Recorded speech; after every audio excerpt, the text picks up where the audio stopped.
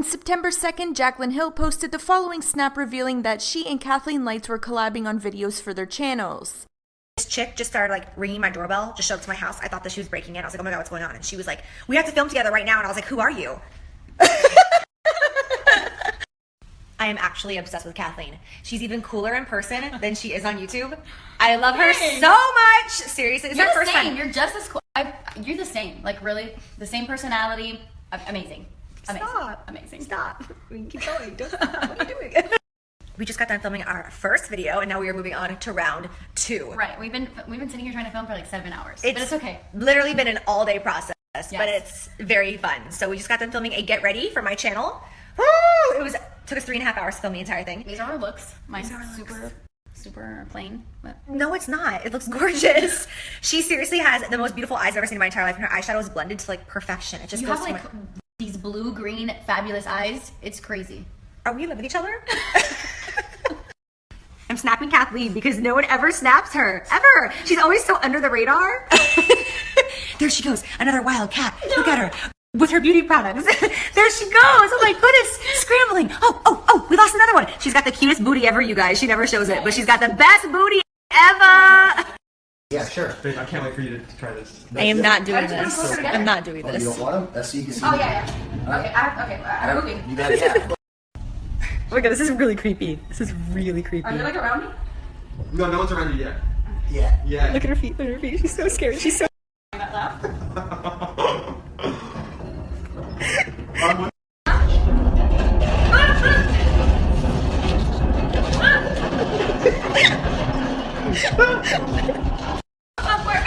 She's shooting the balloons.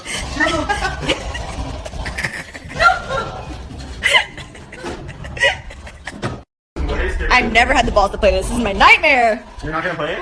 No, John. You know this is not my journey, baby. Come on, clowns, bitch. No. Creepy. He's gonna pop up Really? in a bit.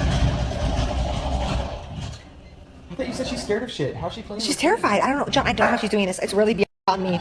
I would literally be having nightmares for the next year.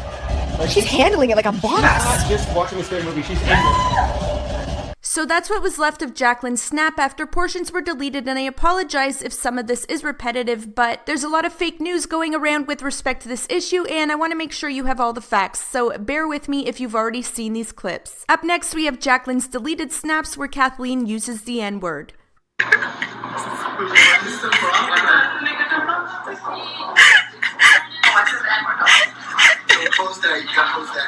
Now, here's where some confusion lies. The following snap is actually something that Sanders Kennedy originally picked up on, and I don't know if this snap was attached to the deleted snap or it was a separate deleted snap altogether, but I'm going to include it because there was some speculation that Kathleen actually used the N-word twice in the deleted snaps, and Kathleen has personally addressed the possible second usage of the word with me, and I wanted to share what she told me in case you were in fact under the impression that it was said twice. Here's the clip from Sanders Kennedy. He did censor the audio for his channel but included captions. I'll leave his channel info and the link to his video in the description box below if you want to check him out.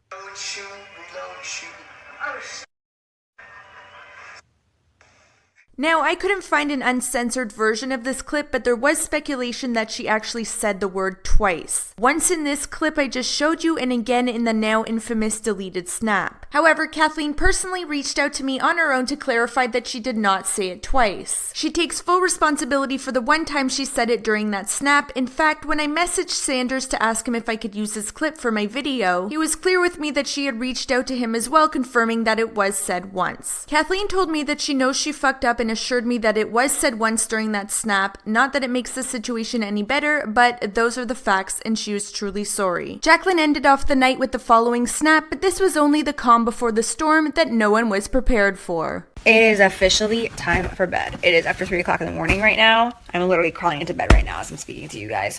I cannot wait.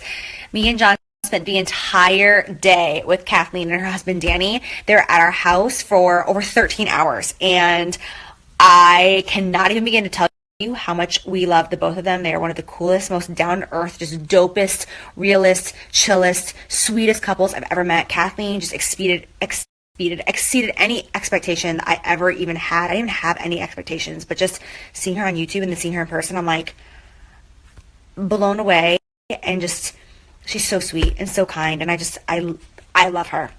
The next morning, Kathleen was quick to address the issue on social media and took to Twitter and Instagram to post an apology. The caption attached to the apology read as follows: "I have never been more ashamed in my entire life. I deserve every negative comment coming my way, but I hope you can give me a second chance. Please. This community means so much to me and I'm appalled. I try my best to be a good influence and I truly messed up. I will do better and learn from this." Her formal apology read, "To all my disappointed followers. Last night while I was drunk, unfortunately, I accidentally said the N-word while playing a video game on Jacqueline's Snapchat. I want everyone to know it was truly a mistake and I never ever speak like that. Although it didn't come from a place of hate or racism, I know I have no right to say the word with an A at the end. Absolutely no right. I wasn't speaking to anyone or anything when I said this. I quickly said, oh, don't post that because I knew instantly how wrong it was and I am truly shocked I even said that. That isn't who I am. I think my subscribers know I am 100% completely against racism and I am ashamed of myself because I know that word is hurtful. From the bottom of my heart, I am deeply sorry and I hope you can forgive me." Kathleen added an edit to this post likely after receiving comments or backlash as a result of the initial post. The edit reads as follows: "Although I appreciate everyone's comments, this message was directed to those of you who were truly hurt by this. Those of you affected by this word. People are under the impression that I said the word with an R at the end, in brackets I did not, but the word I said is still just as wrong. I didn't say it in a racist context, but honestly I shouldn't have said it at all." And that's the end of the edit. Kathleen also took to Twitter to explain herself, and I apologize if these tweets are blurry. They came from Sanders Kennedy's video, as I was not able to access Kathleen's Twitter as she has since gone private, and I heard that she deleted a bunch of her tweets anyway. She starts off by tweeting, "I am so sorry. I try my best to be a good example for all my followers, but unfortunately I truly messed up. I don't need forgiveness from those of you not affected by that word. I want my followers who were truly hurt to know I didn't mean that. It was so messed up and I am deeply sorry. And I wasn't saying that to anyone in the snap. It's still wrong, but I hope you understand. Please understand I'm not racist, never have been. I didn't say it out of hate or to be offensive. It was truly a mistake. That's not me. Living in Mississippi, people used to call Danny and I a derogatory term for a person of Spanish descent all the time, and it used to hurt us so much. What I said wasn't towards anyone at all. Racism is so terrible and so alive in this country right now, especially with all the BS going on with our shit president. I just hope you can find it in your hearts to forgive me." Meanwhile, Jaclyn Hill was on her own apology tour, starting off with her tweets by quote tweeting Kathleen's apology, stating, "I'm embarrassed that I did not even hear her say any of this. Her and Danny both said, don't post that, and I continue to laugh at the game. Now you know I live for the tea, but what came next was a total shock to me." Jeffree Star tweeted the following: "If you ask someone not to post something and they still do, what are the intentions? Ugh, the shade." Now, this tweet has since been deleted. You have to move fast when it comes to Jeffree and have those notifications on because he deletes quicker than he tweets, but this tweet was definite shade towards Jaclyn. If you had any doubts whether Jeffree was in fact shading Jaclyn, these next few tweets will confirm that. Jaclyn quote tweeted Jeffree's tweet and said, "I was drunk and continuously recording and so focused on Kathleen's hilarious reaction to the video game that I didn't hear anything." And you can see people starting to get shady with Jaclyn in the replies, like this person who said, "Aren't you drunk like every other day though?" To which Jaclyn responded with,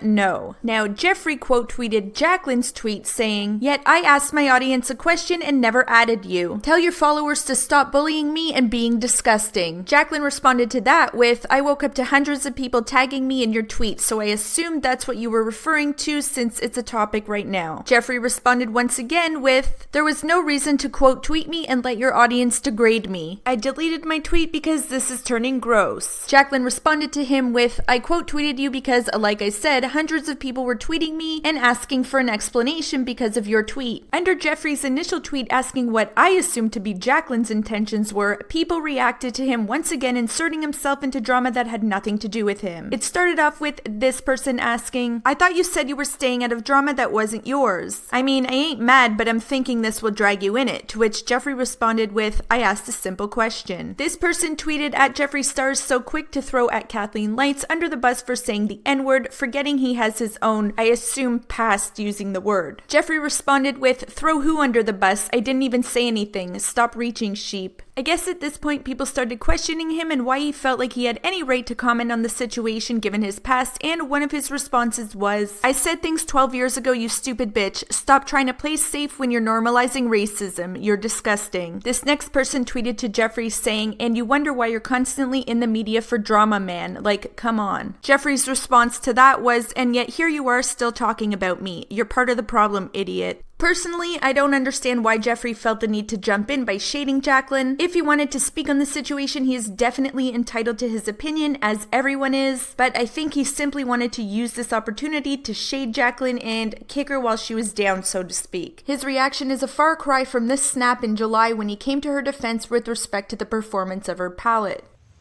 If you are someone who is going to make a video dedicated to Jacqueline's palette and you are not going to swatch it correctly, or you're going to do shit wrong on purpose to make it look bad, of course you are allowed to not like someone's palette. We all have different experiences. But if you're going to film a video and not swatch it correctly, make it look bad on purpose for views, that's pathetic. Now, you know, I obviously reached out to Jacqueline and Jeffree to comment on the state of their friendship. Jeffree did not respond, and Jacqueline said she had no idea what his tweets were about. Whether or not that's true, that's for you to decide. I think it would be very strange for Jeffree to totally blindside her, especially after he came to her defense not long before this incident. Do I think there's something there that she maybe doesn't want to let on to? Yes. Does she owe me an explanation? No, but I thought I'd ask anyway because I'm a nosy bitch. Anyway, back to Jacqueline's tweets. Following the tweet where Jacqueline denies hearing Kathleen and her husband asking her not to post the snap, she wrote, "When we realized what happened, I was humiliated that I didn't hear them both say, 'Don't post it.' I made myself look like a drunk idiot. Kathleen was pacing the floors of my house for over an hour, terrified that people were gonna think the worst of her. She was a wreck.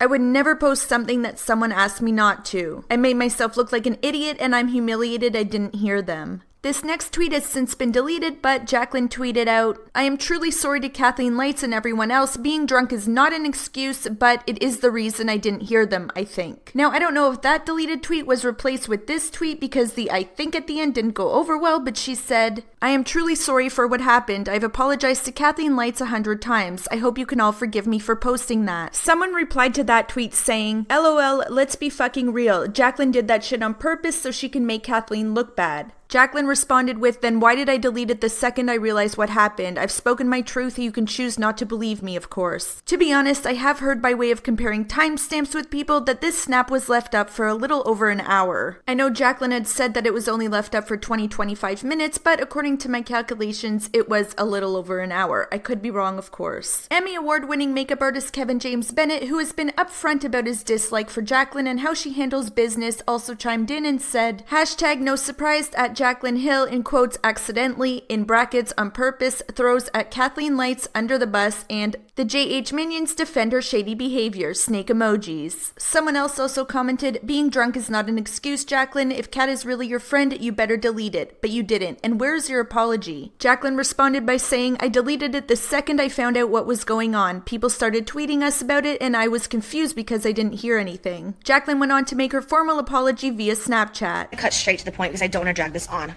Last night, I wrongfully posted a snap that I should not have posted. And the second that I realized what I had posted, I deleted it. Me and Kathleen, her husband Danny, and my husband all hung out yesterday the entire day. We had a blast. We got done filming. We made some drinks. We went upstairs. We started playing video games. We were having a great time. I asked her, I said, "Is it okay if I Snapchat you?" She's like, "Oh yeah, of course, of course, of course."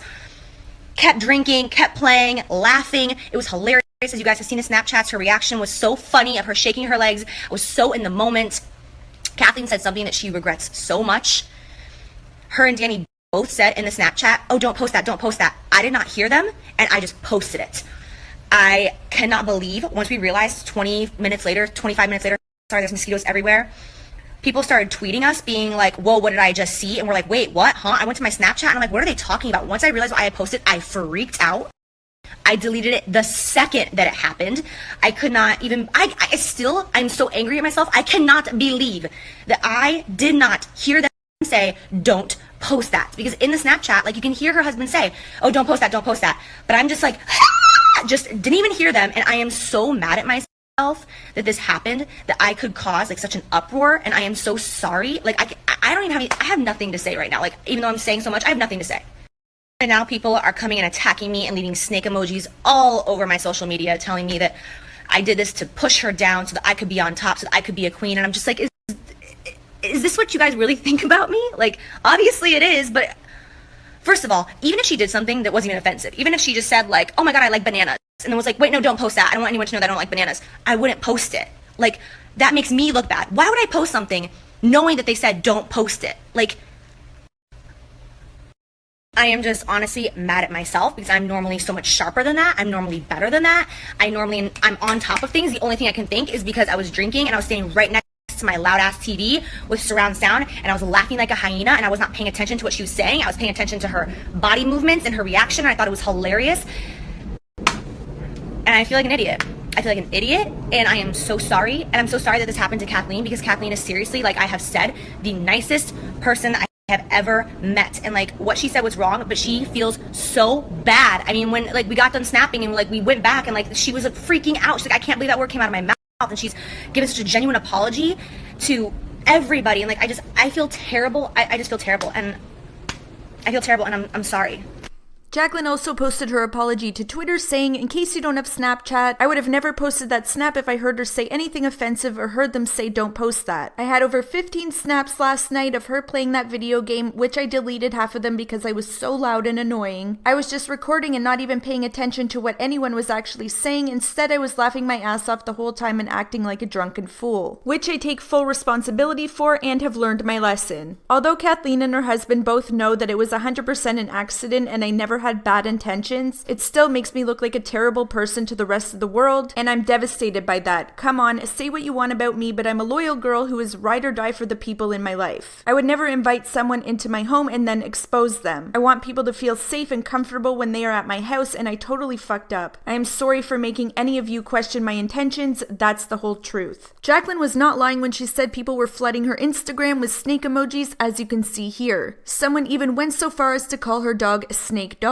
By this point, Kathleen made a further edit to her apology Instagram post announcing that she had decided to close the comments. She wrote, I'm disabling the comments on this post because people in the comments were attacking people's culture and race, and it's wrong. You can be upset with me, but please try to be kind to one another. I'm so sorry about what I did and how many people I hurt. I believe in equality and always stood by that. I know I've apologized 100 times, but I just want everyone to know I truly feel terrible. I will do what I can from this point on to prove to those who doubt me that I am not that person, and all I can hope is that you'll give me a chance. Please don't be upset or attack Jacqueline for this. The one in the wrong is me. She wasn't trying to sabotage me. She's not like that. I messed up. This is about me. Please be kind to her. Kathleen's brother and sister also came to her defense. Her brother posted this to his Instagram page. Unfortunately, those who envy her will do whatever it takes to use the situation for the negatives and exploit the hell out of it. I can tell you personally that my sister Kathleen Lights is not a racist. In Miami, it's said by many people and comes as second nature to let someone know you're in good company. The N-word does not take the same meaning as it did so long ago, despite whatever you hear on CNN. Secondly, if the word offends you, why not take all of your favorite movies and music and set them on fire? Because they all have used the word repeatedly, and even they most likely are not racist. Society needs to figure out its double standards, as there are many these days being spread through news media and in our campuses to pin the race card on each other and divide us. My sister, nope. She's the furthest thing from being a racist, and her followers know that. Her brother and family know that, and the bottom line is her competition will only use it to their advantage, and those people suck. You don't win anything by trying to take something from someone. Listen, while I respect that Kathleen's brother stood up for his sister, I find this post to be incredibly ignorant in dismissing the feelings of those who may be offended by the word, and to insinuate that people are using this as an opportunity to take her down due to jealousy is absurd. Her sister took to Twitter in these now deleted tweets to say, all of you out here acting like you're so fucking perfect just make me laugh. Don't forget that malice that you put out comes back 3. Sometimes God puts us in shitty situations because he needs to reveal truths to us. He needs us to see who's a real friend and who's not. I'm not sure whether that was shade towards Jacqueline or what, but sometimes it's better not to say anything at all because both her sister and brother's posts did absolutely nothing for her. In fact, I think they just added fuel to the fire. As I said, I do have the real official statements from both Kathleen Lights and Jacqueline Hill, and I say official because there was an unofficial statement circulating YouTube, which actually wasn't a statement at all, rather a private message between a YouTuber named Larissa Turner and Jacqueline Hill.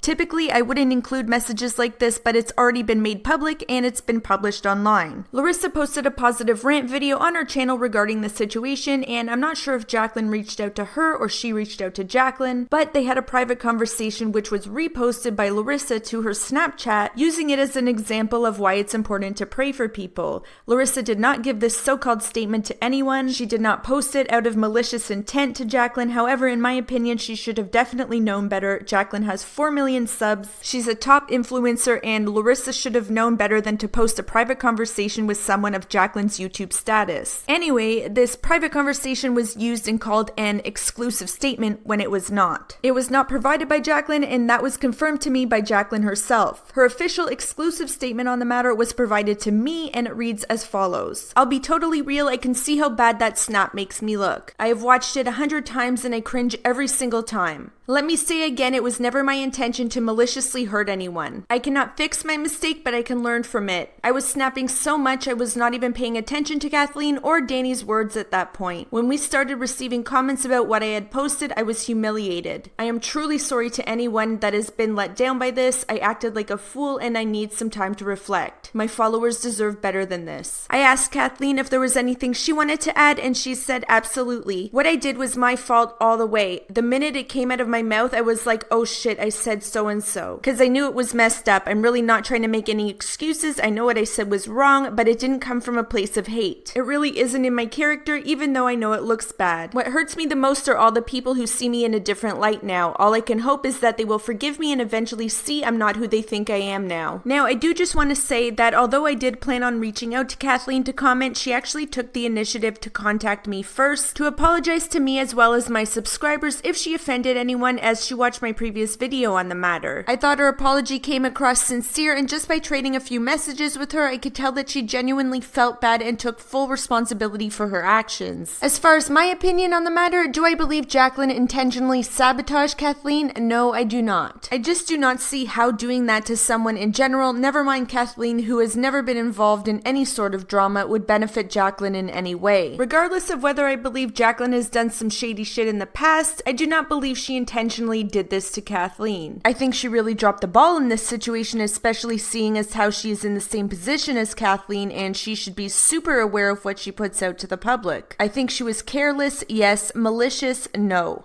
As for what Kathleen said, I personally find it hard to believe that this was just a slip. That word is not in my vocabulary, therefore it is never quote-unquote slipped out. Does she or the people around her use that word in their daily lives and that's where the slip came from? Maybe. But I don't buy that it just came out of nowhere. What are the odds that the only time she's ever used the word, it's caught on someone else's Snapchat and posted publicly? Do I believe that Kathleen had malicious intent and that the word came from a place of hate and racism? No, and I don't think she's racist. She may be ignorant, but I don't believe she's racist. I am in no way excusing her use of the word, and I do not believe anyone has the right to tell someone whether or not they can or should be offended by it. In my opinion, that word is totally off limits no matter what context or situation it's used in. So my question to you is not what you think about the situation, because I asked that in my last video, but what I want to know is, listen, it's done, she said it, she fucked up, but how does she move on from here? Is this something people will always associate with her? Is there a way for her to move on from this and be forgiven? I'm not trying to minimize the situation, but I do believe everyone deserves a second chance.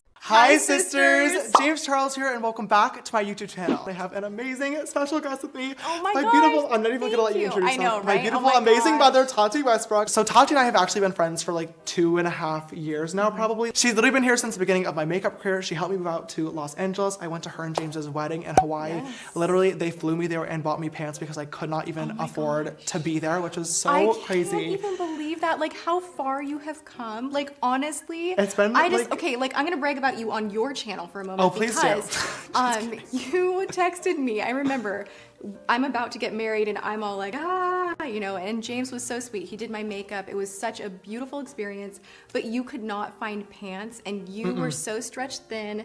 You know, YouTube hadn't become a livable paying job yet for you. So broke. It's just, you know, it's so insane to see how far you've come and how far you've grown. And I reached out to James, you know, way back when because he was so mega talented, and like, it's so cool to watch, you know, what you've become. You're the best. No, oh my God, really. I'm so proud of you and everything that you've done too. I mean that. So we just have so much love for each other, and like, I'm so happy to be here. In today's video being part 1, we're going to talk about the very public falling out between James Charles and Tati Westbrook, which occurred on the evening of April 22nd. It all began when James posted a story to Instagram promoting Sugar Bear hair vitamins to his 16 million followers. Alright sisters, we are officially back home. I am alive and well. The dust is gone in the next few days, but cool things coming very, very soon. Is a few people have guessed. I also want to give a quick shout out to Sugar Bear Hair. I met their team weekend 1 at Coachella, and they really helped me and my friends out with sister security because it was crazy.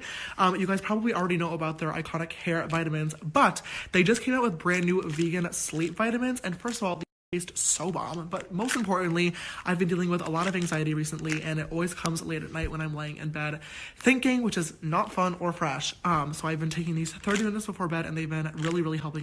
So if you guys want to check them out, you can swipe up. Later that night, Tati posted the following story to her Instagram. Hey guys, who is having a crappy day? Raise your hand.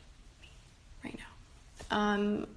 I just wanted to hop on. I don't even really know why. I never get in these moods to just like vent or do a rant or anything like that, but I'm literally sitting here in my studio like I can't film. And this never happens to me where I feel like I'm here, I know what I should be doing, I should be working, I should film, and I just can't because I'm stressed out and I feel really lost, and I feel in my community especially, like I feel really lonely.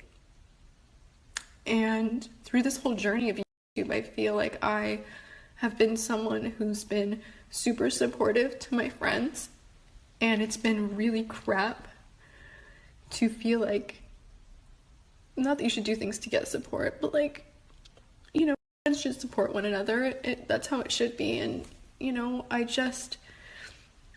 having one of those days where it's like smacked in my face of what's what, and having to take a look at things and realize what they are and not wanting to realize what they are, you know? So I guess I'm kind of hopping on here to share with you guys, like, me and you, because at the end of the day, that's all it's ever been, is me and my audience. You guys matter so much to me, and the reason I started this was not for fame or money, and I have to really be in that all of the time, like in that mindset, and it's made it really easy to say no to a lot of things while other people have said yes. And my story here on YouTube has just been different, and I like that. But it comes with some disappointment, you know. I'm having a rough one, and I guess I just felt like sharing that with you guys.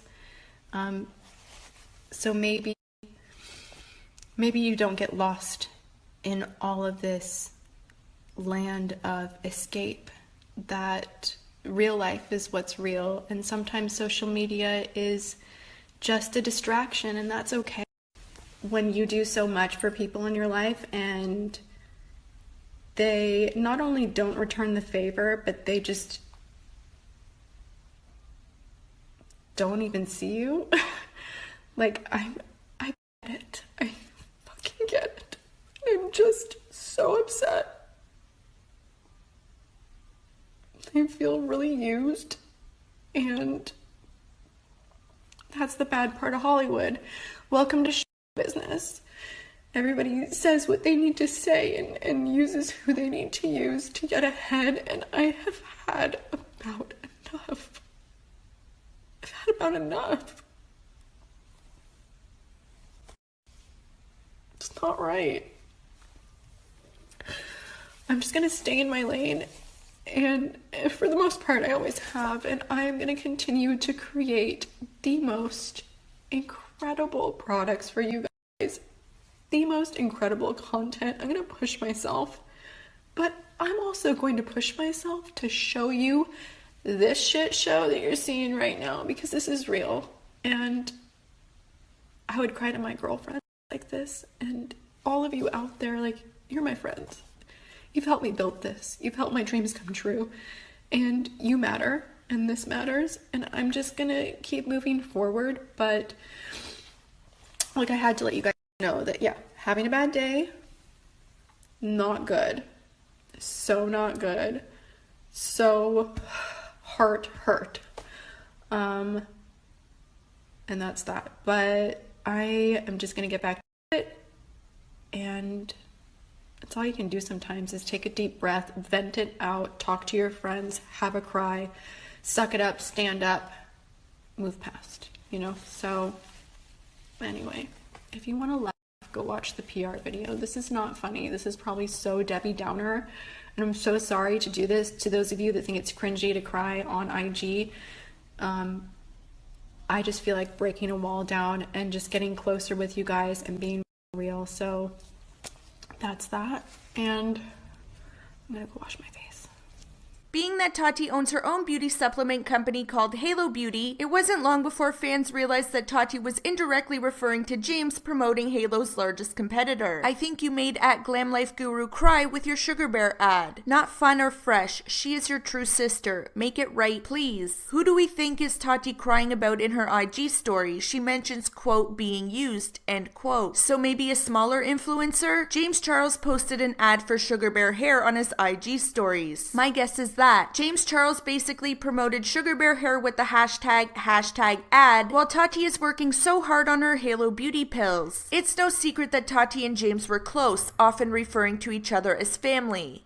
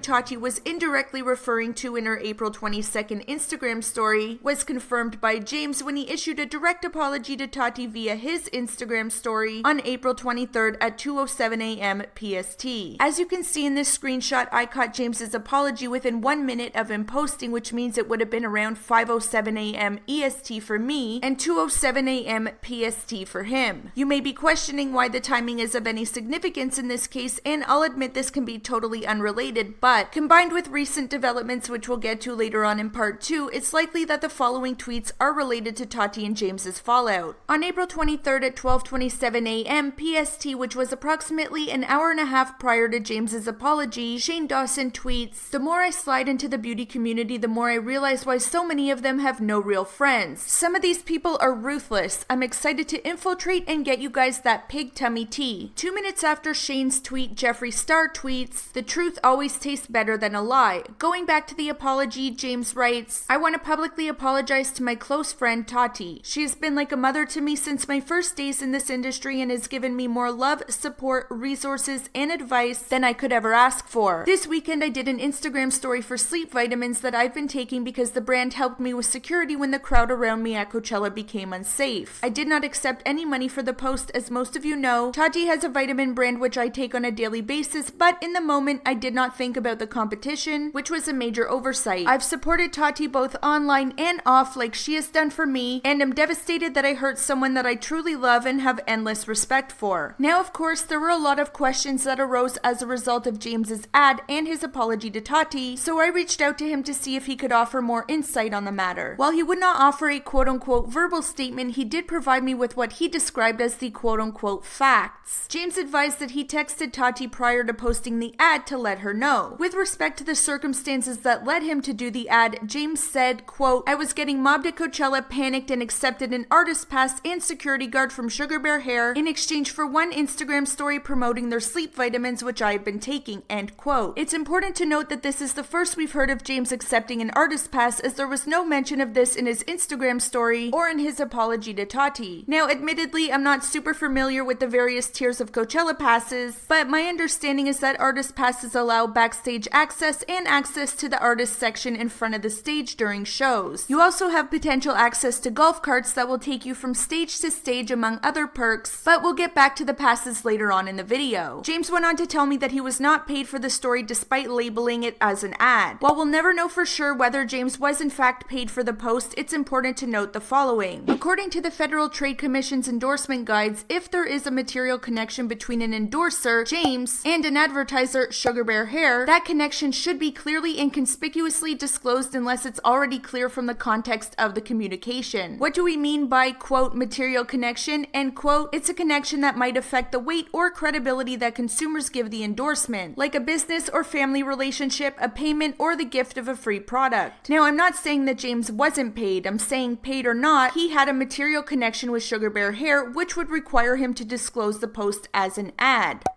In regards to the link attached to the post, there was a lot of speculation as to whether it was an affiliate link, meaning that James could potentially earn a commission from the sales generated through his referral. I asked James about this and he advised that the link was in place to track sales, but he did not earn any commission from it. With respect to the disclosure itself, some questioned whether James intentionally placed the word #ad inconspicuously in order for the post to appear organic to his followers. This could be a complete coincidence, or it could be that he did so hoping that his followers wouldn't notice in order to garner more sales, because he actually did receive commission from his link, contrary to what he told me. While I don't know the intent behind the #ad placement, for those interested, according to the Federal Trade Commission, the disclosure should be easy to notice and read in the time that your followers have to look at the image. In determining whether your disclosure passes muster, factors you should consider include how much time you give your followers to look at the image, how much competing text there is to read, how large the disclosure is, and how well it contrasts against the image. In brackets, you might want to have a solid background behind the disclosure. Keep in mind that if your post includes video and you include an audio disclosure, many users of those platforms watch videos without sound, so they won't hear an audio-only disclosure. Obviously, other general disclosure guidance would also apply. So technically, while he did label the ad correctly, I don't believe that it was as conspicuous as it should have been. Back to the quote-unquote facts, according to James, he advised me that he publicly and privately apologized to Tati. We know for sure that he apologized publicly, but people were confused as to why he didn't subsequently remove the ad from his Instagram story, and that is likely due to the fact that he was contractually obligated to leave the story up for 24 hours. Failing to do so could open him up to a potential lawsuit. James went on to tell me that he has publicly supported Halo many times. Here's the evidence to support his claim. On March 2nd, 2018, the day Halo Beauty launched, James tweeted, "So excited and proud of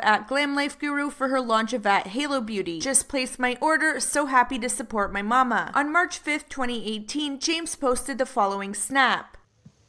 Sisters, I just received my package from Halo Beauty. This is Tati's brand new brand. I did not tell Tati that I was buying these, but I did pay for these myself because I just wanted to support her, and I'm so happy. I know she's getting a lot of backlash on this, which is making me so mad because I know she's worked so hard on these for the past several years now. She's told me a little bit about the process, but she's done a very good job of keeping this secret and working super, super hard. I already consulted with my doctor. I am good to go to take these, and I'm very much looking forward to trying them out, supporting her. And of course, I will let you sisters know the tea on these and how I feel after taking them for, I think the period is 3 weeks. You should start seeing results. So congratulations, Tati. I love you literally so much, and I'm very, very proud of you and all your hard work. On August 22nd, 2018, James attended the launch party for Kiwi Seed Booster. On August 29th, 2018, James posted the following photo to Snapchat. The caption reads, "Day 5 of my @Halo Beauty Kiwi Seed Booster pills." On September 11th, 2018, James promoted Halo Beauty in his video titled "Little Brother Buys My Makeup," which currently sits at almost 15 million views. I have to word the, okay, I forgot to say too. Hello. I'm going to a really important event later on tonight. My best friend. We are going to a very important event. Yes, this is true. But you don't have to wear makeup to it. Yeah, Yeah, true. I'm more important. Whoa. We are going to a makeup launch tonight, and I have to look very good because there's going to be press there. And this is a very important launch to me because it is my best friend Tati. She's launching something new on Halo Beauty.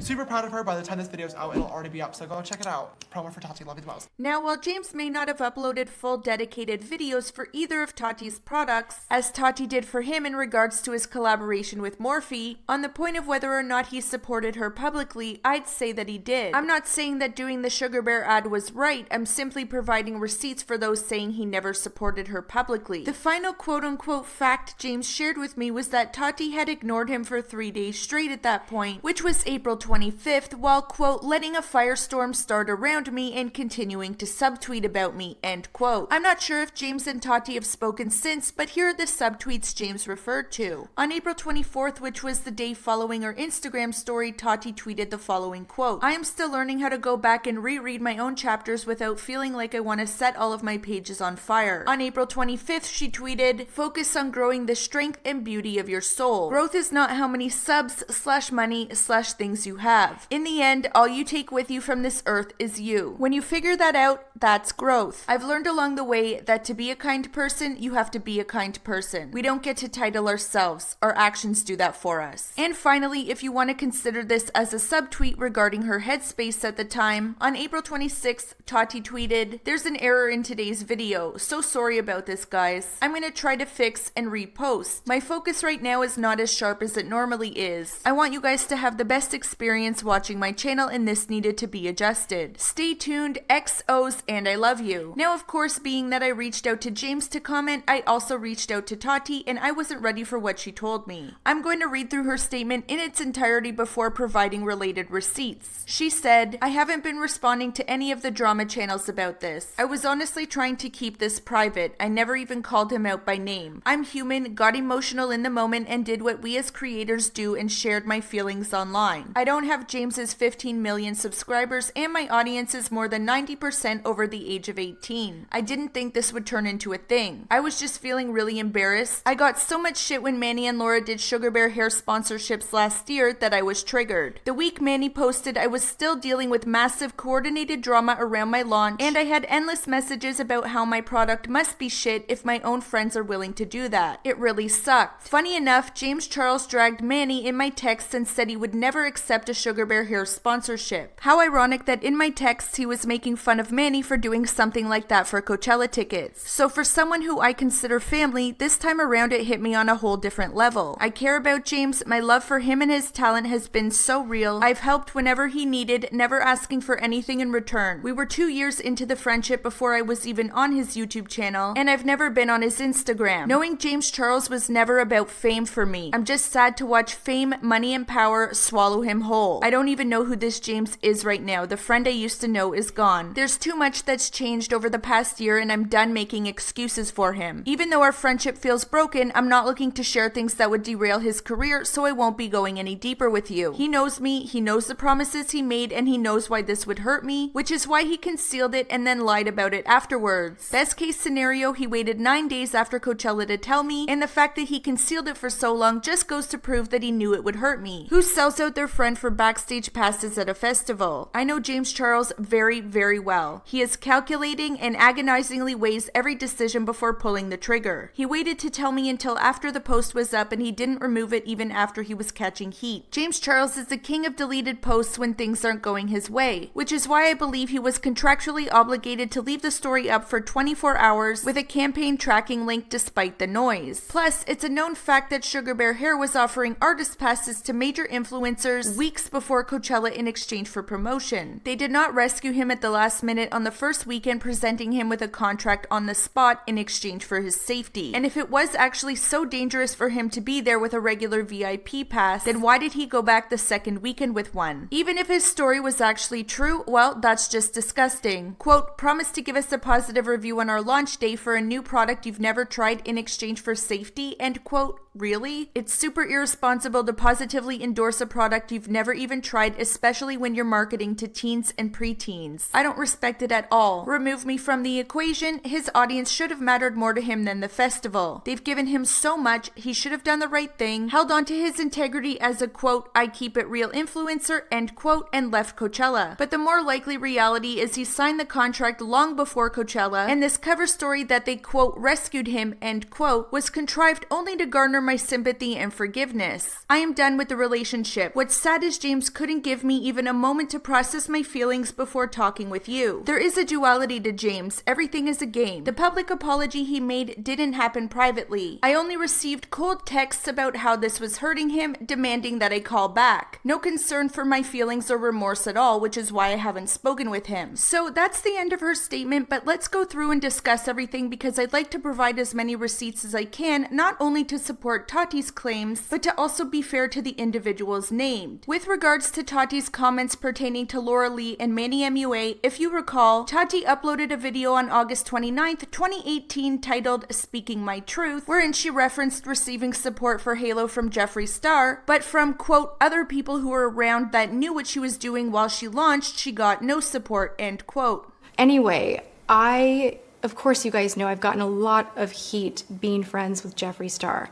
And I heard you guys, like, I was getting handwritten letters, people were really, like, misunderstanding him, and people were misunderstanding me, and they're like, how can you be, like, so nice, da da da da. Shane Dawson, the series that they did together, it really let everybody into a very vulnerable side of Jeffree, which I love. Like, I love that. I'm all about getting past all of this peacocking and like me. Like, we are all hiding something. Like, we all have this layer beneath and the layer beneath that. And I think it's the most fascinating thing to try to get there with the people that you find most interesting and that you care about.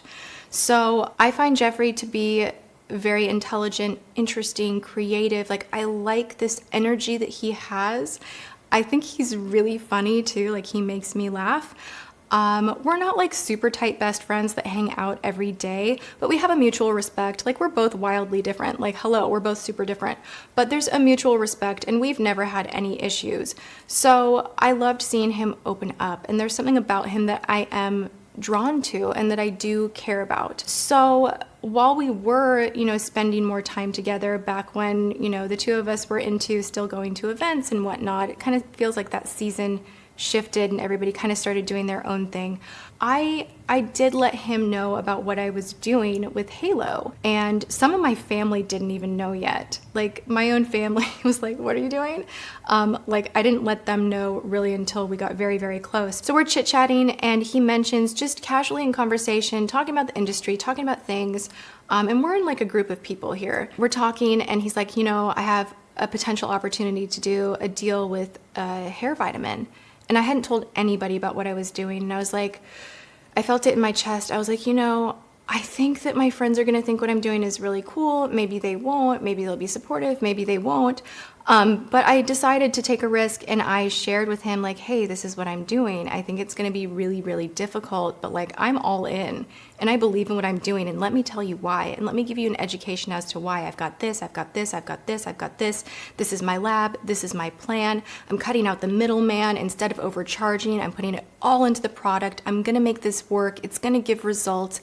It's going to be a really meaningful product. And he's like, yeah, sure. Like, I don't really want to do it anyway. And it was just kind of like a no big, like no, like, of course. So there is this side of the industry where we do support each other, and it's not BS. It's not like I hold up a product of Jeffree's and I'm like, I love it, and it's a bad product. Like, I'm only going to speak to good products, period. But you guys know, if I can support, I'm going to support.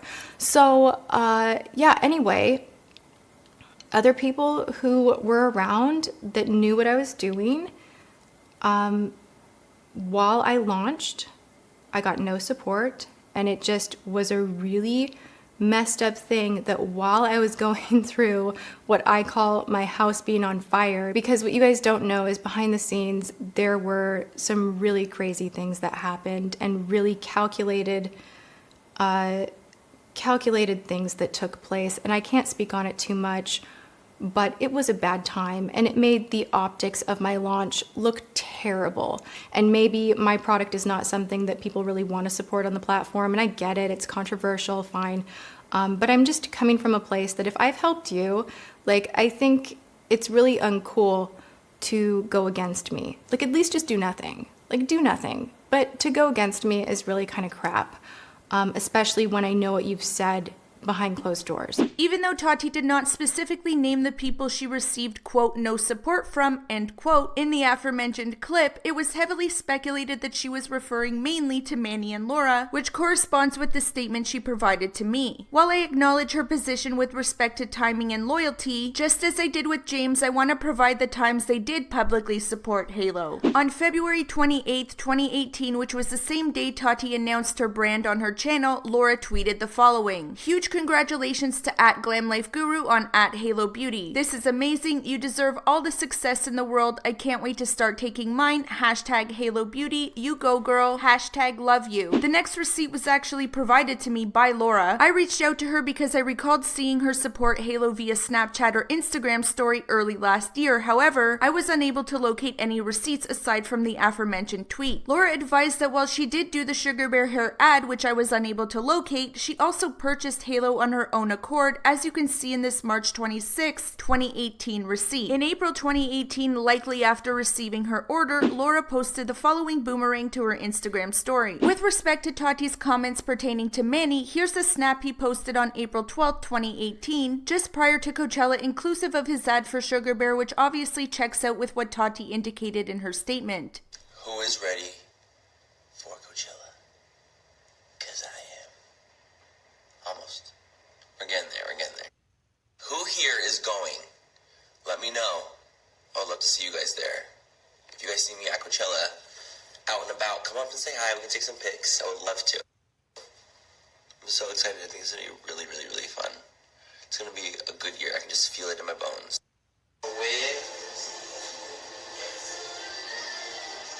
This is such a look, dude. It really is. We could what the fuck? One day. Like for a shoot or something? Like super.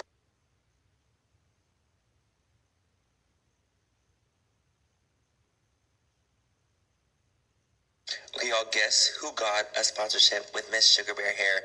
I did. And I'm so excited because these are the best tasting hair vitamins I have ever had in my entire life. They're incredible. These are made for men and for women, and they are gelatin-free, vegetarian, and help it make your hair grow longer and fuller. And they taste so good. I don't think you'll understand how much I enjoy these, but how good they actually are. It's like the craziest thing. I take 2 a day. That's the recommended dosage. And it has biotin in it, vitamin B12, other hair-growing ingredients. They're so good. Lastly, these bad boys are made in the U.S. They are wheat, soy, and dairy-free. I need my 2 right now.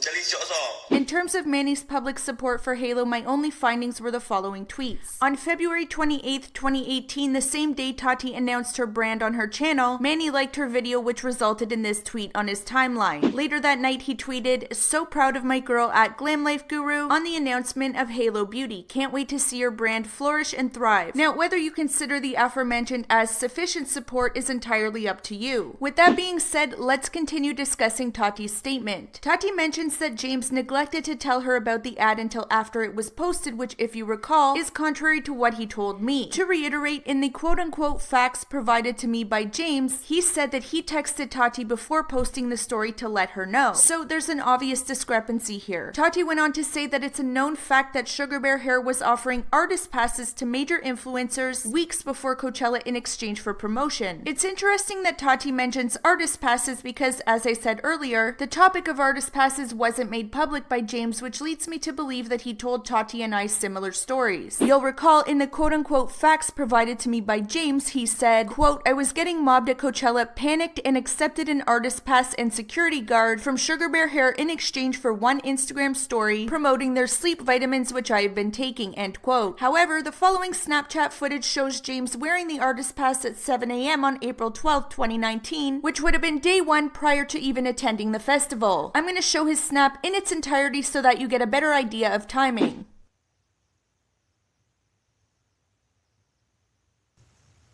Good morning, sisters, and happy Friday, aka Coachella, day 1. Oh my gosh, you guys, I am literally so beyond excited. It is 7 in the morning, and I am up, awake, and ready to literally go.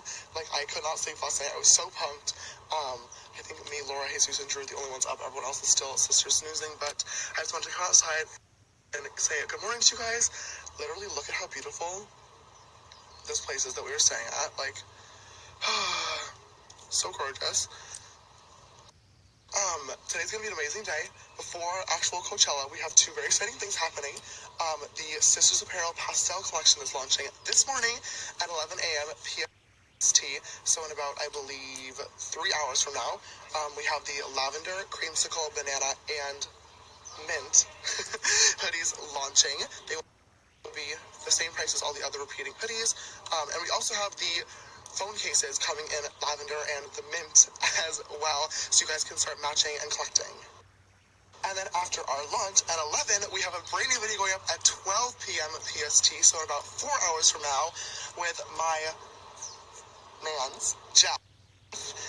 After we did the vlog swap video, we literally have gotten like a million comments at this point asking us to talk about our relationship, ask what the tea is, if we are dating, if we are not dating.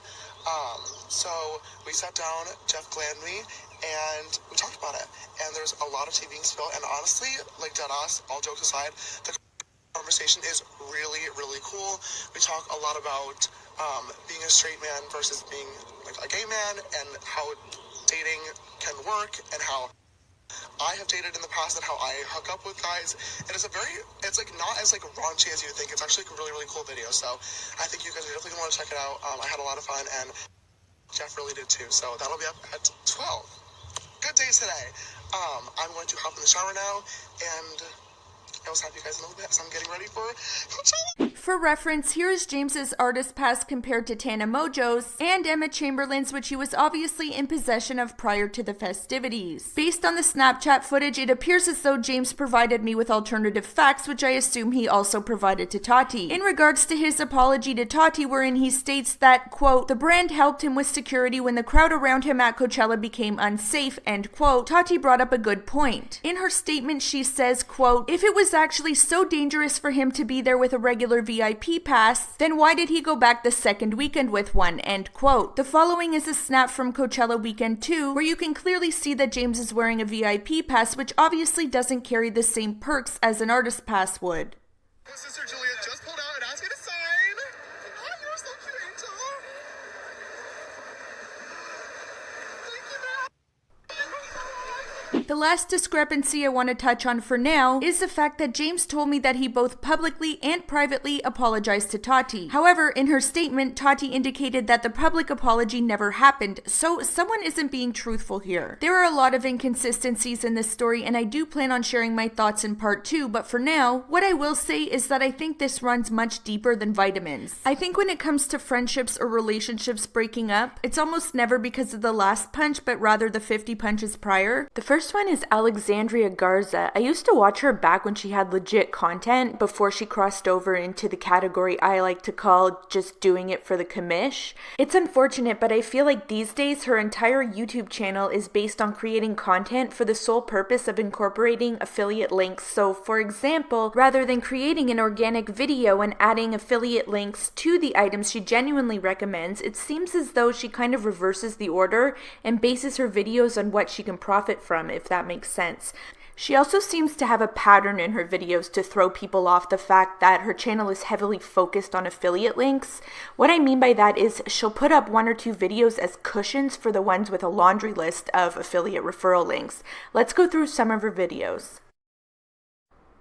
This first video highlighted in pink is called Pack With Me for NYC, and in my opinion this is what I call a disguised video, meaning that it's made to look one way when its real purpose is to showcase a certain product. I'm going to link the video below so you guys can watch and tell me if you get the same vibe as me, so let's get into it. This video was a little suspicious to me as she starts off mentioning this luggage, which she did say she got in the mail, but she didn't specify if she ordered it or whether it was sent to her in PR. She was just very vague about it. Did she order them? Were they sent by a PR company? Did they send themselves? Did they come by carrier pigeon? No one knows. But she kind of made it seem like those junk mail flyers that nobody wants yet they keep ending up in your mailbox. I don't know, but I was kind of waiting for Drew Carey to yell, "Come on down, you're the next contestant on The Price is Right." Just looked very staged to me. She seemed to really showcase the luggage in the video, putting them on display with the tags still attached, and she also went on to link it in her description box under a referral link. When I look at this video, it just screams that it was created around showcasing the luggage, so what better way to do that than a Pack With Me video where she also goes on to list her travel outfit under referral links as well, the bulk of which are inexpensive items with a pair of Ray-Ban sunglasses thrown in. You know, throw a couple more related items in there so it's not so obvious that the sole purpose of the video was to talk about the luggage. So this is what I meant earlier when I said it looked like a disguised video. Let me know if you guys felt the same way. Also, Miss Garza is telling a little fib in her disclosure. She says all coupon code links are affiliate and some product links are affiliate. No, ma'am. All those product links look like affiliate referrals to me. Girl, you took the time to itemize your affiliate links, so surely you have a couple more seconds to add all items are affiliate links. And by the way, according to the FTC, even saying all the items are affiliate codes isn't even enough, but at least it would be better than saying some.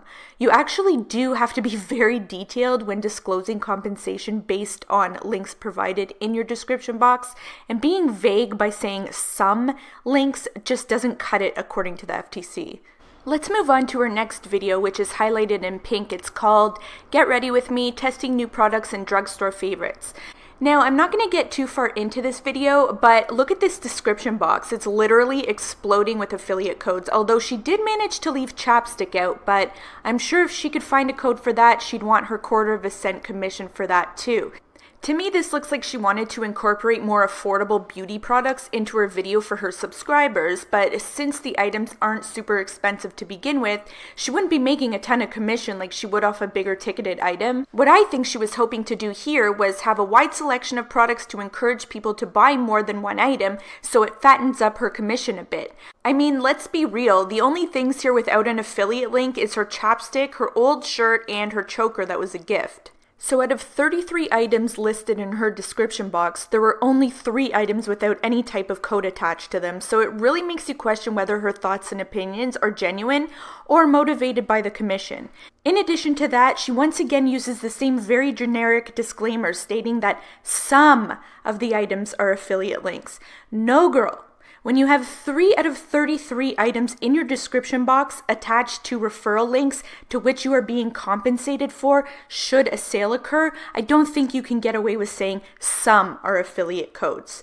More like all except for 3. There's a difference, and she is obligated to be transparent about that. Next up is a video called Clear and Even Skin in 1 Week. This is, in my opinion, a filler video to soften the blow from her previous video.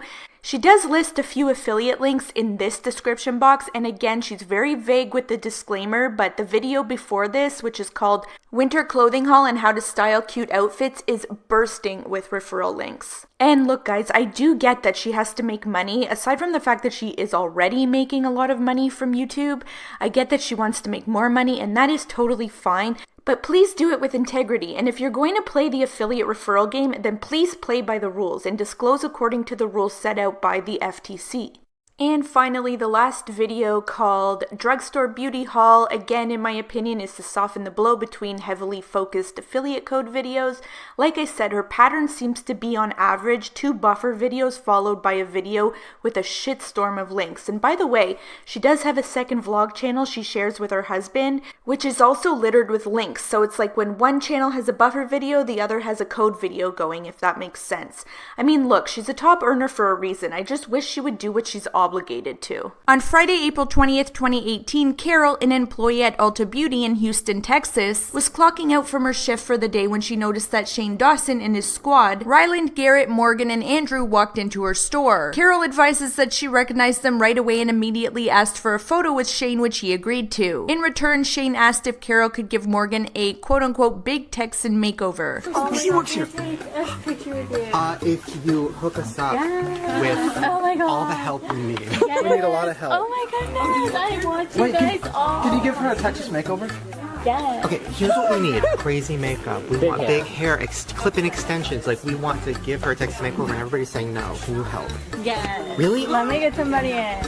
Carol indicated that while the prestige manager on duty did not know who Shane and company were, she allowed the makeover to take place and did not advise Carol at any point that filming and or blogging in the store was against company policy. Carol did the makeover and went home for the weekend. That night, she posted these photos to her Instagram page with the following caption. So the craziest thing happened to me today. I was about to clock out from work when I saw Shane Dawson and his whole crew, Rylan, Morgan, Garrett, and Andrew, and said, "Oh my god, can I take a pic with you?" Shane said, "Only if you give Morgan a big Texan makeover." I died, I did her makeup, and they were great. The following Monday, being April 23rd, Carol returned to Ulta for her scheduled shift. She was approached by her store manager, which to my understanding is not the same manager on duty the day the makeover took place. According to Carol, the store manager inquired whether Shane and company had purchased anything during their visit, to which she replied that they did not, and she also advised Carol that next time she is not to allow bloggers to film in the store. The store manager further stated that if someone identified Carol in the video, she would have to file a report with the company, following which Carol did not hear anything further from Ulta with respect to the incident. On May 2nd, Shane uploaded the video titled $10,000 Makeover Before and After to YouTube. On May 19th, Carol posted the following comment on Shane's video. For everyone wondering, Darius does not actually have a clothing line, LOL, and does not have social media, also has moved on and no longer works at Ulta, but he will always be remembered as, quote, shit over it, end quote. So Darius is the Ulta employee who helped Carol with Morgan's makeover. Hi, Darius. The gay part? I don't want to move there. I'm so over Houston. Why's that? I'm just ready for something new. You know what I'm saying? Again, with my my clothing line, you know, I'm trying to push it. I should say it's like my t-shirt line. So really, it's like a slogan t-shirt line. Is what I'm trying to do. What is so just like different slogans that I use or stuff that I used to say with like some friends, just stuff to make us laugh. So I'm actually gonna put it on t-shirt. Like what? Like merch. Like let me give you an example. So say for instance, if a friend would be like, what's tea? And I say shit over it. So that's like that. So that's what will go on to my t-shirt. Shit over it. So it say, hey sis, what's tea? On the front. And then on the back it'll say shit over it.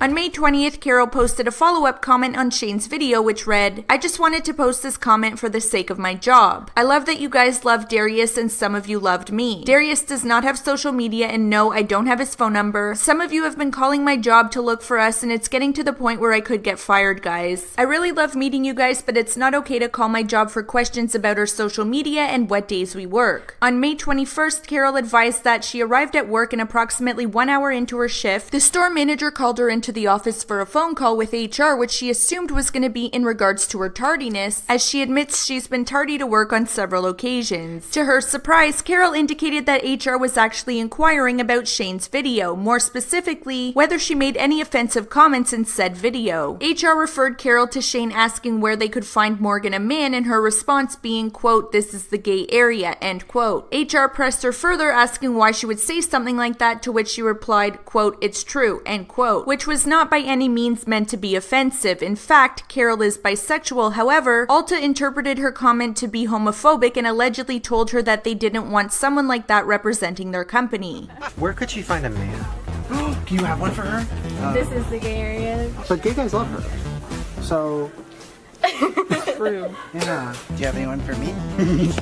According to Carol, HR also inquired as to whether she posted any comments on the video, to which she replied that she had. HR asked Carol why she commented in regards to Darius being fired by the company, even though that wasn't exactly what she said, and she indicated that she and the store were inundated with calls and comments from people looking for Darius, and she felt compelled to let them know that there was no way to get a hold of him. Carol admitted to me that she realized that it was wrong for her to comment on the status of his employment with the company. By the way, Darius was let go for other reasons which had had nothing to do with this particular incident. Carol advised that during the course of her phone call with HR, they emphasized the seriousness of the situation and threw the word termination around several times. They did not at any point advise her that she was terminated. In fact, HR advised that she would be contacted to determine her position with the company within 24 to 48 hours. After the meeting, Carol was upset and wanted to speak with the store manager, who she described as emotionless towards the situation. Carol started crying and asked if she could leave for the day, to which the store manager advised that she would have to finish her shift. Being that she was upset and interpreted her meeting with HR to mean that she was going to be terminated from her position, Carol decided that she was not going to allow them to, quote, have their way, end quote, by completing her shift only to end up being fired in the end, so she emptied her locker and walked out. During this time, Carol tweeted at Shane, as she had no way of messaging him as he did not follow her at that time. She said, at Shane Dawson, I'm Carolina, the girl from the $10,000 makeover video. I really need to talk to you. If you can message me, it's an emergency. Approximately 1 hour later, she posted a screenshot from the video with the following caption. A video with 50,000 comments, followed by, with 6.3 million views, I just got fired from my job because of this video. I don't hate at Shane Dawson, and if I could, I'd do it again. She also reposted her photo with Shane to Instagram and said, meeting you was a once-in-a-lifetime opportunity. Who would have known I would have lost my job because of it, lol. If I could do this all over again, I honestly would. You're such a kind and funny person. I've been watching you since I was 16. I remember you made a video years ago that you and your family lost their job because of a video you made, and seeing how far you've come since then is what is giving me hope. Yeah, I'm broken right now because I loved my job, but I'll be okay. My understanding is that Shane found out about everything that was going on between Carol and Ulta through one of his fan pages, who was able to message him. I also want to make it clear that although Carol made statements such as, quote, I got fired from my job, end quote, and quote, who would have known I would have lost my job because of it, end quote, she was never actually fired. That may be the impression she got from her meeting with HR. However, she was still awaiting their decision with respect to her position with the company. Now, this is where Shane steps in, tweeting, Dear at Ulta Beauty, one of your incredible employees, Carol, gave my sister a makeover at your store for a series I posted on YouTube. It was free promo for your company and the reception was great. Please don't be a company that fires employees because of YouTube. Please reconsider. Shane then quote tweeted his tweet, adding, when I was 19, me and my family were fired for making a video at work and it was devastating. That was back when YouTube was new and confused companies, but now in 2018, I hope you guys realize that she helped give 7 million viewers a look at how personable your employees are. Several huge beauty influencers / celebrities also spoke out about the situation. Manny MUA tweeted, Ulta, sweetie, I agree 100% with Shane. Do the right thing. Thomas Halbert tweeted, that poor girl just did her job. So what if it was filmed? You got free promo to millions of viewers, something y'all can barely do in the advertisements you put out. Do the right thing at Ulta Beauty. James Charles tweeted, at Ulta Beauty, I don't think so, sisters. Fix this. Jeffree Star tweeted, I filmed in there several times and didn't even ask corporate. At Ulta Beauty, don't make amazing employees suffer. Tati Westbrook tweeted, not cool at Ulta Beauty, this is ridiculous and sad. Kathy Griffin tweeted, come on at Ulta Beauty, do the right thing. You should be giving Carol a raise. One of the biggest YouTubers at Shane Dawson in the world gave you a free commercial. In an effort to do damage control, Ulta began replying to tweets with respect to the situation. In response to Shane, Ulta wrote, hey Shane, Carol is 100% part of the Ulta Beauty family and scheduled to work tomorrow. We loved what she did in helping Morgan's makeover and want her to continue sharing her love for beauty with our guests. Carol replies to Ulta's tweet saying, this angers me so much. You guys literally called about if I was supposed to work tomorrow and that a final decision hasn't been made, and when I tried asking questions, I kept getting talked over. In response to Kathy Griffin, Ulta wrote, hi Kathy, we agree. At Shane Dawson has been great, as is Carol. She's still part of our Ulta Beauty family and we loved her support of Shane and Morgan with her makeover. We'll be seeing Carol for her shift tomorrow. In response to James Charles, Ulta wrote, hey James, Carol is still a part of our Ulta Beauty family. In fact, she's still scheduled for tomorrow. Shane has been great and appreciate all the love he gave us. Now, there is a bit of a discrepancy here. During her meeting with HR, Carol was told that she would receive an answer as to the status of her position within 24 to 48 hours. I'm not sure if she was expected to continue to work her scheduled shifts during the deliberation period or whether she was to wait at home until a decision was made. If you recall, the day of the meeting they did expect her to finish her shifts, so I'm going to assume that they expected her to work her scheduled shifts until further notice. is. Technically speaking, if that was the case, and being that she was not actually fired, it's my opinion that Ulta's response to Shane was true. As for saying that they, quote, loved what she did in helping Morgan's makeover and want her to continue sharing her love for beauty with our guests, end quote, that could also be true, as it seems as though their issue with Carol was that she referred to the location of the store as the quote-unquote gay area. To my knowledge, other than the store manager advising her on April 23rd that next time she's not to allow bloggers to film in the store, there was no further mention of the issue being that they filmed without corporate permission. That could very well be the reason, or at least part of the reason, but it seems as though Ulta took issue with Carol's comment rather than the filming itself. Garrett also tweeted the following video with respect to the situation.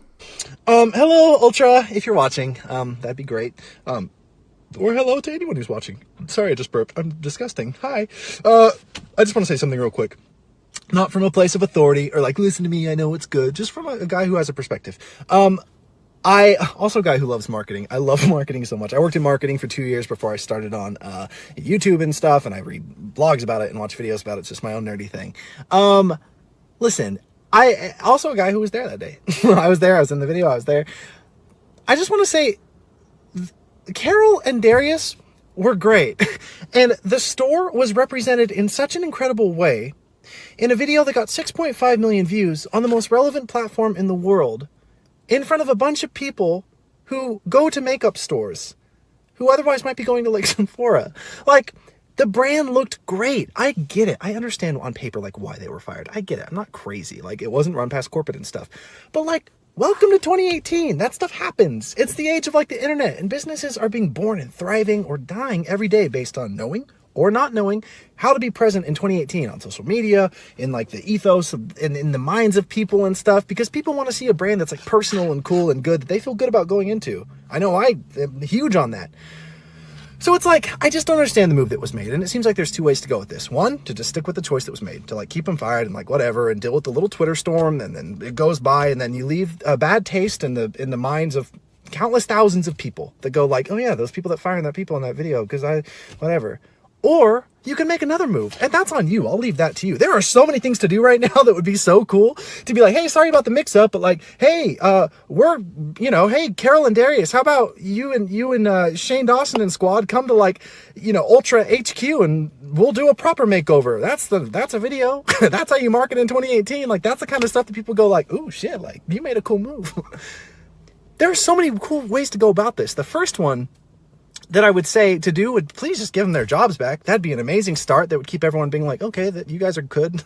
But like, I don't know. I just want to put that out there real quick and just say like, I get it, but what are you doing? Give them back their jobs.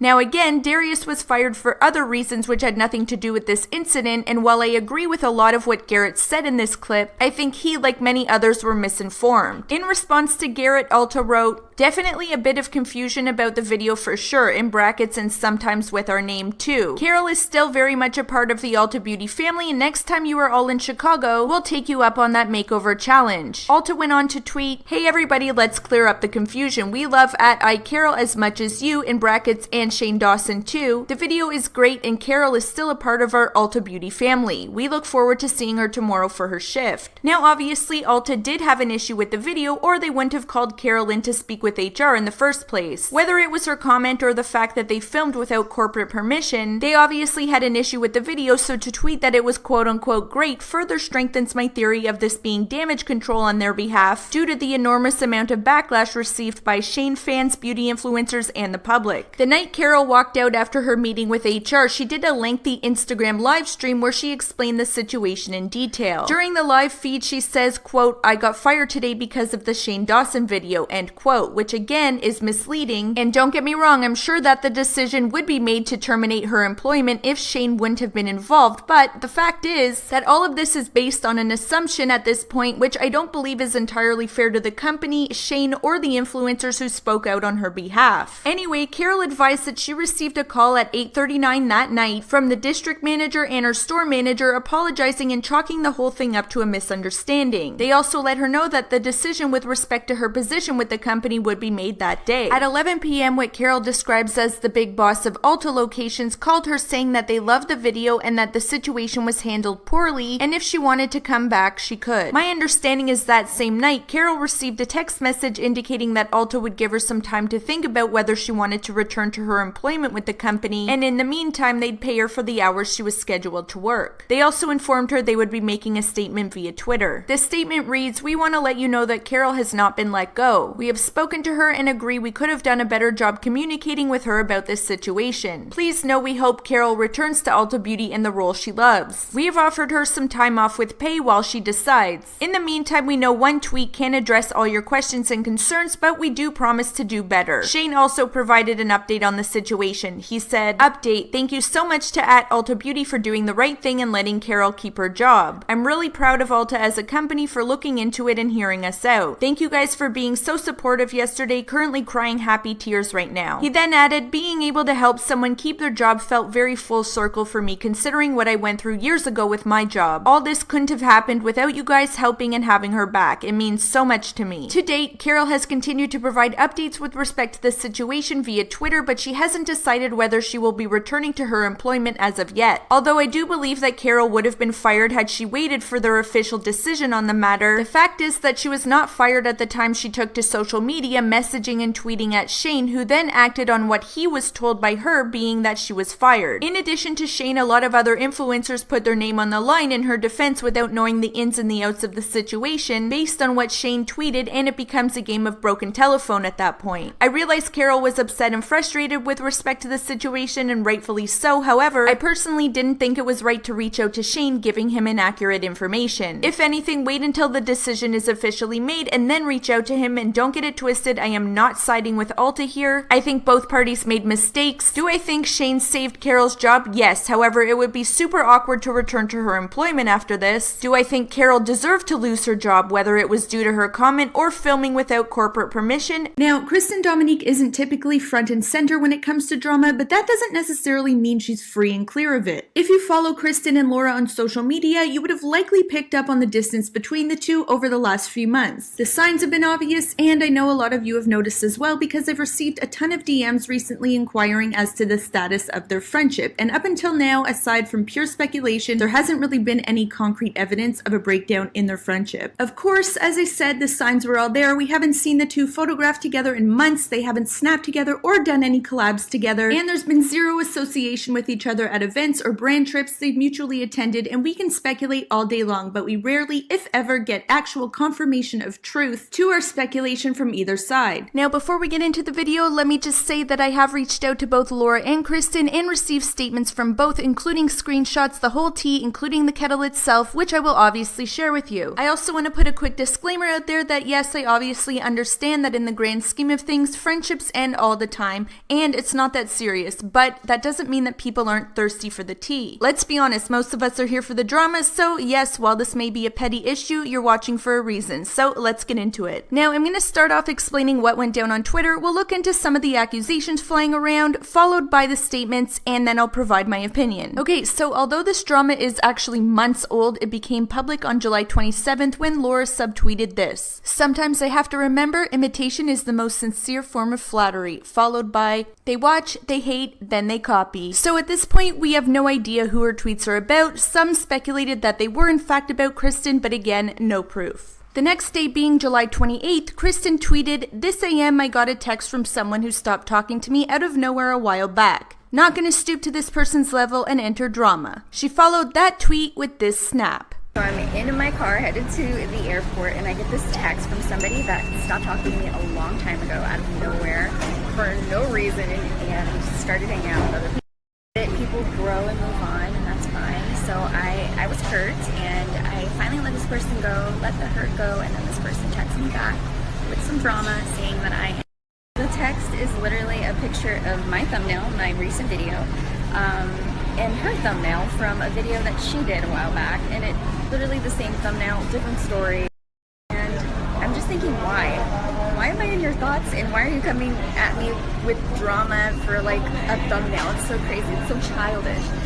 Anyways, guys, just keep positive people around you that say positive things, do positive things, and make you feel like a better person. I love you guys. Just keep positivity around you. I just had to get that out of my head.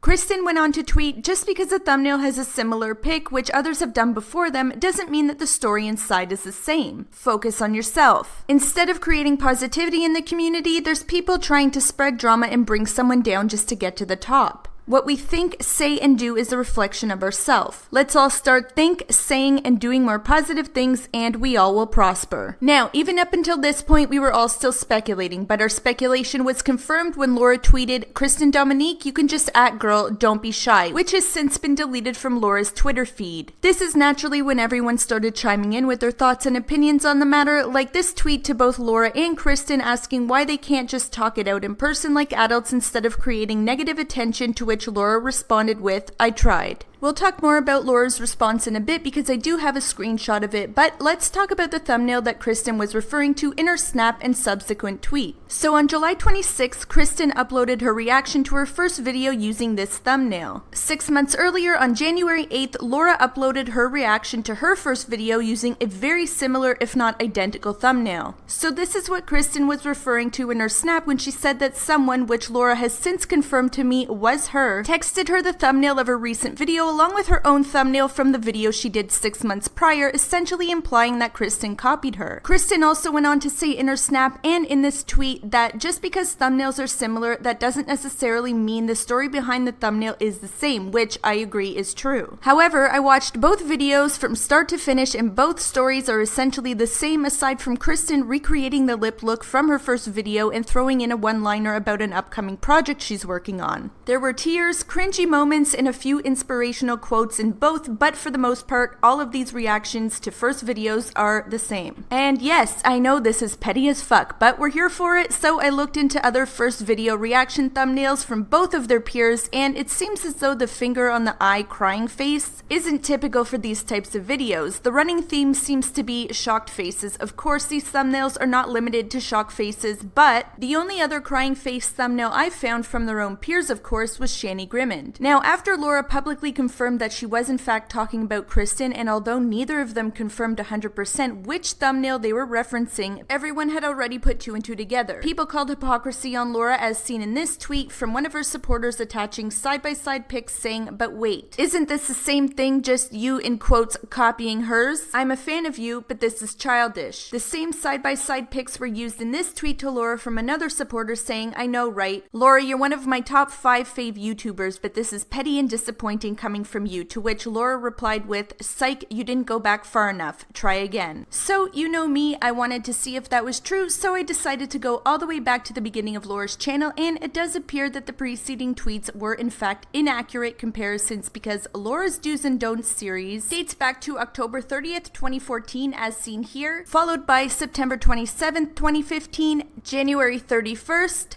March 6th, March 28th, July 26th, 2016, and the most recent being July 15th, 2017. Kristen began doing do's and don'ts videos on July 28th, 2016, which is the thumbnail in question, followed by April 12th, 2017, and the most recent being July 19th, 2017. Do these two thumbnails look just as similar as the reacting video thumbnails? They sure do. Is it possible that Laura copied Kristen in the makeup do's and don'ts thumbnail, and in turn Kristen copied Laura in the reaction to my first video thumbnail? Absolutely. However, Laura has been using the same font on her do's and don'ts videos since January 2017. But I do agree that the placement of the do's and don'ts in the same font is questionable. Could both of these instances be coincidences? That's also a possibility, but I'm inclined to think that this is a little bit of tit for tat. That's just my opinion and my conspiracy. Another thing I wonder about is the timing of everything. Laura has been teasing her merch and makeup line for quite some time now. She uploaded a video on July 23rd 23rd announcing her makeup line with a few sneak peeks. 3 days later, Kristen uploads her video, which happens to be the exact same video in question with respect to the thumbnails being her reaction to her first YouTube video, and within that video announces that she's working on a big project. On July 28th, Trend Mood announces that Kristen is coming out with her own makeup line. Now, I don't know if this was another one of Trend Mood's premature ejaculations and that she knew it was a makeup line Kristen was alluding to, or she just assumed. Trend Mood does get inside information from makeup companies, and that's how she's had so many quote-unquote accidental leaks. Now, Kristen didn't speak to the accuracy of Trend Mood's post, but she did reply to someone on Twitter asking whether it was a makeup line by saying maybe, maybe not, which is an obvious yes. Now, this is the first time we're hearing of this new project from Kristen. This is the first tease.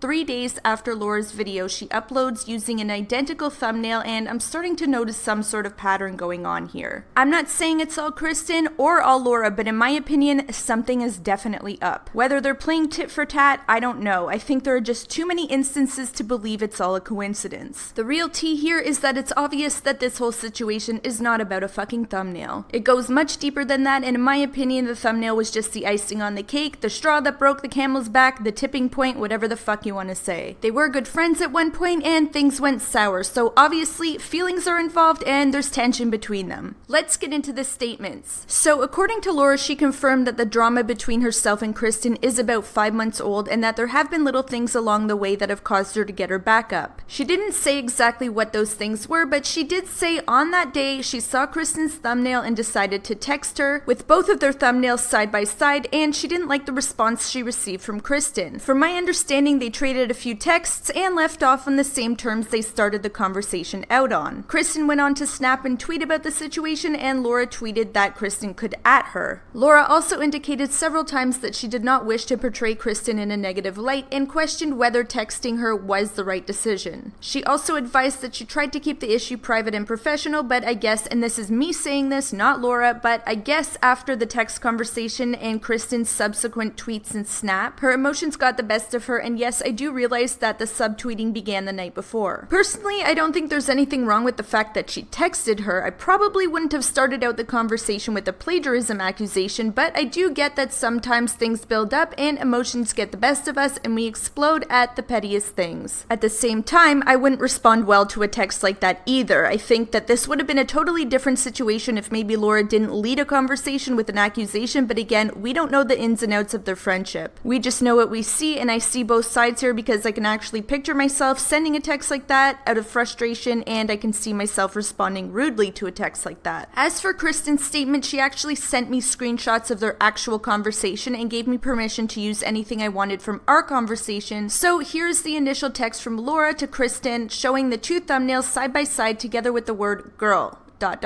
Kristen responded with, "Girl, no offense, I think you're a great artist, but I am in no way trying to copy you in the slightest bit. I don't even watch your videos, boo. I can't. It hurts to see someone I cared for just drop me out of their life for no reason. I've been waiting to do this video for a while because I was trying to find the courage to actually show my beginning because of how little knowledge and stuff I had. I don't know if you actually saw the video, but it was very close to my heart and I literally started from nothing at all, not even the right tools, so talking about it and being grateful for what we have now is surreal. I don't know if you knew this, but there are others out there with the same thumbnail. I thought I'd show them so you know." And then she went on to send a few examples, and Laura responded with, "Girl, just stay in your lane. I'm trying to stay professional with you." Kristen then responded with, "Excuse me, who do you think you're talking to?" And Laura responded with, "I have absolutely no idea who I'm talking to anymore. If 5 different YouTubers texted me your video saying you copied, then ...